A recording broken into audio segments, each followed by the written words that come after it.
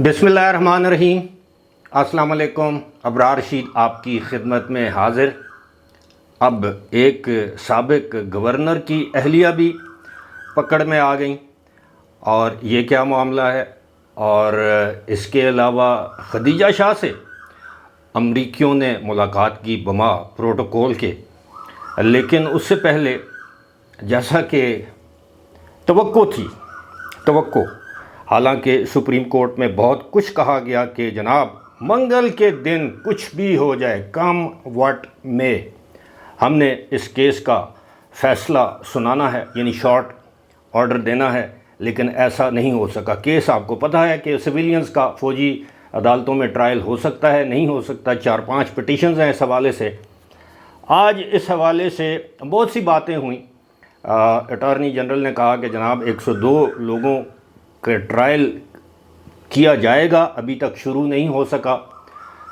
इस पर काफ़ी बहस व तमहीस हुई और एक वकील साहब ने कहा कि जनाब आपके और DGI-SPR की प्रेस कॉन्फ्रेंस में तज़ाद है। उन्होंने कहा कि ट्रायल हो रहा है और रुकेगा नहीं। उन्होंने कहा कि जी नहीं हो रहा। इसके अलावा ये भी अटॉर्नी जनरल ने कहा कि जनाब कुछ ऐसे कनेक्शंस हैं कि आर्मी के अंदर के लोग बाहर के लोगों के साथ इन्वॉल्व थे, कनेक्टेड थे, और ये मामला इसमें जो सिविलियंस हैं वो मुलव्वस थे। बहरहाल ये आज एक और इम्पॉर्टेंट डेवलपमेंट ये हुई कि इसी बेंच के एक रुकन जस्टिस याया अफरीदी ने सुप्रीम कोर्ट के चीफ जस्टिस से इस्तदा कर दी कि जनाब बेहतर है कि लोगों का एतमाद बहाल हो सुप्रीम कोर्ट पर। हुकूमत के भी चंद दिन हैं, उनका इशारा ये था कि आपके भी चंद दिन हैं, तो आप फुल कोर्ट बेंच बना दें। उन्होंने कहा कि वो ज़रूरी नहीं कि वो जस्टिस काजी फायद ईसा के जो ख़यालात हैं जो उससे वो इत्तफ़ाक़ करें या उनको एंडोर्स करना चाहते हैं, लेकिन बेहतर होगा कि आप फुल कोर्ट बेंच तश्कील दे दें। इस पर तो कोई फ़िलहाल बात सामने नहीं आई, कोई फ़ैसला नहीं हुआ, लेकिन सुप्रीम कोर्ट के चीफ जस्टिस ने आज जो कार्रवाई है, समाअत है, वो ईद के बाद तक मुलतवी कर दी और कहा कि ईद के बाद आपसे मिलेंगे। इस दौरान उन्होंने अटॉर्नी जनरल से कहा कि वो जो लोग हैं, जो 102 अफराद हैं तो वो पाकिस्तानी, उनका ख्याल रखिएगा, और साथ ही साथ वो जो जर्नलिस्ट और ख़वातीन और बच्चे जो इस वक्त हिरासत में हैं उनका भी खुसूसी ख्याल रखिएगा। अब ये समझ में नहीं आती कि ख़वातीन और बच्चों का तो कहा जा सकता है, लेकिन जर्नलिस्ट का खुसूसी ख्याल क्यों रखिएगा? क्या जर्नलिस्ट आम शहरी नहीं है? क्या उन पर आम शहरियों की तरह कवानीन का इतलाक़ नहीं होता? जिस तरह बाकी लोगों पर फ़ौज ने तो अपने लोगों के ख़िलाफ़ जैसी भी है कार्रवाई करके ये बता दिया है कि जी उनका कानून सबके लिए बराबर है। खैर, अब चीफ जस्टिस ने यह भी कहा कि जनाब ईद के बाद, यानी 3 जुलाई को शायद पीर का दिन सोमवार बनता है, तो उस दिन वो आएंगे और फिर बताएंगे कि अगली समाअत कब होगी। इस दौरान बहुत टाइम है, बहुत सा पानी पुलों के ऊपर नीचे से निकल जाएगा। ऐन मुमकिन है, बाज़ का आपको पता है सैलाबी सूरत हाल हो तो पानी पुल के ऊपर से भी गुज़र सकता है। पानी तो अपना रास्ता बनाता है। खैर, ये अब मैं समझता हूँ कि गुज़श्ता रोज़ की प्रेस कॉन्फ्रेंस के बाद अब इस समाअत की तो वैसे भी मेरे नज़दीक कोई अहमियत नहीं है। उसकी वजह यह है कि आने वाले चीफ जस्टिस, जिसको चीफ जस्टिस डेजिग्नेट या नामज़द चीफ जस्टिस कहा जाता है, वो पहले ही इस पर अदम एतमाद का इज़हार कर चुके हैं और क्या कहा है उन्होंने, साफ़ तौर पर कहा है कि ये कानूनी बेंच नहीं है। अब ये एक मुस्तकबिल के चीफ जस्टिस इसको कानूनी बेंच करार नहीं दे रहे तो हुकूमत वो फ़ैसला कहाँ मानेगी, जो भी फ़ैसला है। खैर की तवक्को रखनी चाहिए कि ईद के दिनों में अल्लाह खैर करे, कुर्बानी हो जाए। ईद से पहले वाली कुर्बानी तो फ़िलहाल नहीं हुई, ईद के बाद की कुर्बानी का लोग इंतज़ार कर रहे हैं। बात हो रही थी खदीजा शाह की। खदीजा शाह से आज लाहौर में अमरीकी कौंसल खाने के जो लोग हैं उन्होंने, जो अमरीकी सफारतकार हैं, उन्होंने खदीजा शाह से लाहौर जेल में मुलाकात की।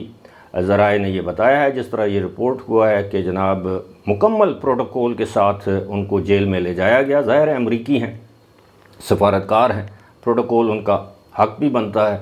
और उसके बाद 1 घंटे तक उनकी मुलाकात करवाई गई। याद रहे कि जो खदीजा शाह हैं وہ ایک امریکی شہری بھی ہیں، یعنی دوہری شہریت کی حامل ہیں، تو اس لیے یہ ایک سفارتی کہہ لیں، قانونی کہہ لیں، جنیوا کنونشن کے تحت کہہ لیں، یا جو بھی انٹرنیشنل کنونشن ہیں اس کے تحت ایک تقاضا ہوتا ہے جس کو حکومت پاکستان نے پورا کر دیا۔ یہ آج دوسری یا تیسری ملاقات تھی۔ اب آتے ہیں جناب ایک سابق گورنر کی اہلیہ، وہ بھی جو 9 مئی کے جو حملے ہیں، خاص طور پر کور کمانڈر ہاؤس پر جو کیا جانے والا حملہ ہے، وہ بھی اس میں ملوث نکلی۔ جی ہاں، آپ نے نام سن رکھا ہوگا عمر سرفراز چیمہ، جو چند ہفتوں کے لیے، چند دنوں کے لیے پنجاب کے گورنر بنے۔ تو ان کی اہلیہ ہیں جن کا نام ہے رابعہ سلطان۔ رابعہ سلطان کی آج جیل میں وہ زیر حراست ہیں، ان کی شناخت پریڈ ہوئی اور انہیں شناخت کر لیا گیا کہ جناب یہی وہ خاتون ہیں جو جناح ہاؤس یا کور کمانڈر ہاؤس لاہور پر حملے والے دن وہاں پر فزیکلی موجود تھیں، اور اس حملے میں ابھی تک ہم یہی کہہ سکتے ہیں کہ مبینہ طور پر ملوث تھیں۔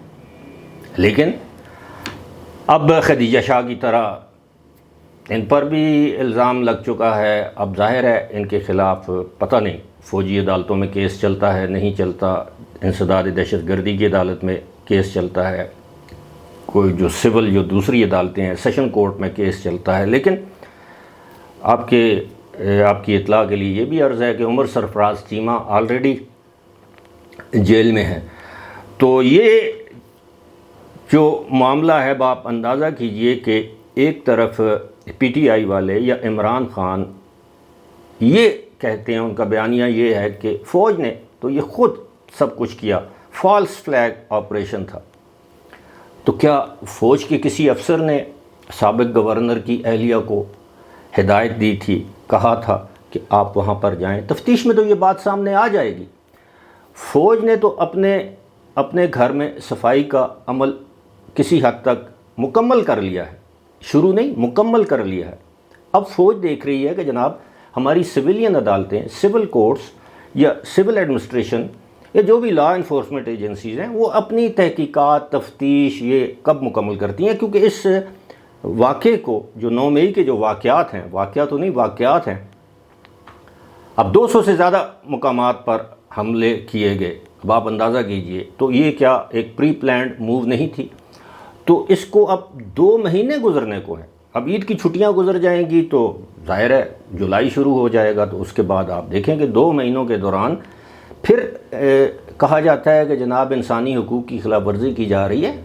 حکومتی ادارے جتنے بھی ہیں بڑے سائنٹیفک بنیادوں پر اس سارے معاملے کی تفتیش کر رہے ہیں، شواہد اکٹھے کر رہے ہیں، جیو فینسنگ کر رہے ہیں، موبائل کا فورینسک یا لیپ ٹاپ کا فورینسک انالیسس کیا جا رہا ہے۔ اس کے ساتھ ساتھ جو کال ڈیٹا ہوتا ہے، ریکارڈنگ، آپ کی لوکیشن اس وقت کہاں پہ تھی، جو سی ڈی آر جسے ہم کہتے ہیں، کال ڈیٹا، وہ حاصل کیا جا رہا ہے۔ واٹس ایپ کالز جو ہیں ان کو، واٹس ایپ جو وائس نوٹس ہوتے ہیں، فیس بک، ٹویٹر، سب چیزوں کو چھان کر پھر ملزمان کو جن کے خلاف شواہد ہوں گے الگ کیا جائے گا، جو لوگ بے گناہ ہوں گے ان سے کہا جائے گا کہ جناب یہ تفتیش میں ان لوگوں پر کوئی خاص جرم ثابت نہیں ہوتا، لہٰذا ہماری طرف سے یہ آزاد ہیں، اور جس جرم کی جتنی نوعیت ہوگی اس حساب سے آئندہ کارروائی کی جائے گی۔ لیکن ایک بات طے ہے کہ عمران خان کے بارے میں جو لوگ یہ خوش فہمی رکھتے تھے کہ ان کو بچا لیا جائے گا یا وہ بچ جائیں گے، تو میرا خیال ہے گزشتہ روز کی جو D G I S P R کی پریس کانفرنس ہے، وہ اس حوالے سے تمام غلط فہمیاں اور خوش فہمیاں دور کرنے کے لیے کافی ہے۔ فی الحال مجھے دیجیے اجازت، خدا حافظ۔